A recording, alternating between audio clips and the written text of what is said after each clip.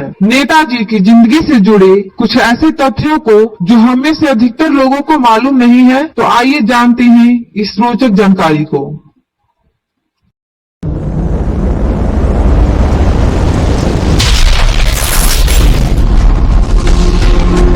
दिनों governor general से मुलाकात करने के दौरान छाती को साथ ले जाना वर्जित था, मगर भारतीय सिविल सेवा परीक्षा में सफल होने के बाद उन्होंने ऐसे किसी भी फरमान को मानने से इनकार कर दिया। नंबर 2, नेताजी ने आजादी के संग्राम में शामिल होने के लिए भारतीय सिविल सेवा की आरामदेह नौकरी को ठुकरा दिया। नंबर 3, सन 1921 से 1941 के बीच नेताजी को भारत के अलग अलग जेलों में 11 बार कैद रखा गया। नंबर 4, सन 1941 में उन्हें एक घर में नजरबंद करके रखा गया था, जहां से वे भाग निकले। नेताजी कार के माध्यम से कोलकाता से गोमो के लिए निकल पड़े। वहां से वे ट्रेन से पेशावर के लिए चल पड़े। वहां से वे काबुल और फिर काबुल से जर्मनी को चल पड़े, जहां वे अडोल्फ हिटलर से मिले। नंबर 5, सन 1943 में जब नेताजी बर्लिन में थे तो उन्होंने वहां आजाद हिंद रेडियो और फ्री इंडिया सेंटर की स्थापना की थी। नंबर 6, सन 1943 के जनवरी माह में जापान वासियों ने नेताजी को पूर्व एशिया में भारतीय राष्ट्र प्रेमियों की अगुवाई के लिए आमंत्रित किया। उन्होंने यह आमंत्रण स्वीकारा और 8 फरवरी जर्मनी से जापान को रवाना हो गए। नंबर 7, नेताजी जर्मनी से जापान वाया मेडागास्कर सबमरीन के सहारे यात्रा करते रहे। उन दिनों इस तरह की और इतनी लंबी यात्रा में बड़े खतरे हुआ करते थे। नंबर 8, नेताजी सुभाष चंद्र बोस महात्मा गांधी की कई बातों और विचारों से इत्तेफाक नहीं रखते थे और इस पर उनका मानना था कि बिना किसी प्रकार के हिंसक कार्यक्रम के भारत को आजादी मिलने से रही। नंबर 9, सन 1939 के कांग्रेस सम्मेलन में नेताजी स्ट्रेचर पर लादकर लाए गए।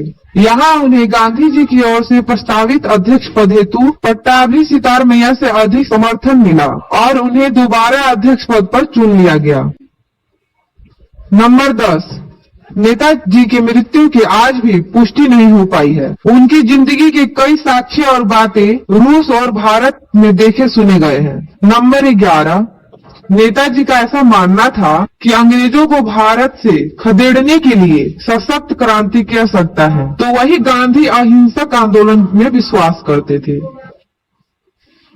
नंबर 12, जालियांवाला बाग हत्याकांड ने उन्हें इस कदर विचलित कर दिया कि वे भारत की आजादी के संग्राम में कूद पड़े। नंबर 13, नेताजी सुभाष चंद्र बोस उनके परिवार में 9वें नंबर के बच्चे थे। नंबर 14, नेताजी उनके बचपन के दिनों से ही एक विलक्षण छात्र थे और राष्ट्र प्रेमी थे। नंबर 15, भारतीय सिविल सेवा परीक्षा में नेताजी की रैंक 4 थी। नंबर 16, नेताजी को भारतीय राष्ट्रीय कांग्रेस के लिए 2 बार अध्यक्ष चुना गया था। नंबर 17, नेताजी की मौत की गुत्थी आज भी अनसुलझी है और यहाँ तक कि भारत सरकार भी उनकी मौत के बारे में कुछ नहीं बोलना चाहती।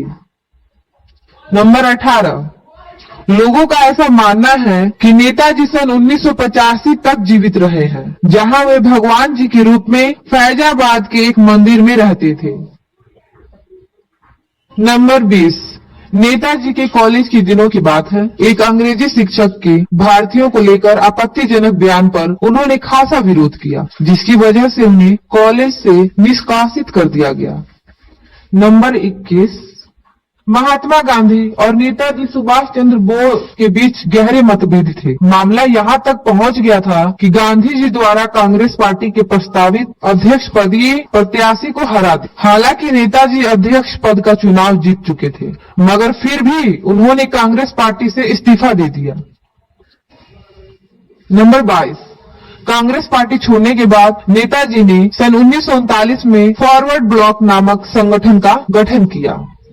नंबर 23, ऐसा माना जाता है कि नेताजी की मौत जापान में किसी हवाई दुर्घटना में हुई थी, मगर अब तक नेताजी के शरीर की कोई भी अवशेष कहीं से भी बरामद नहीं हुई है।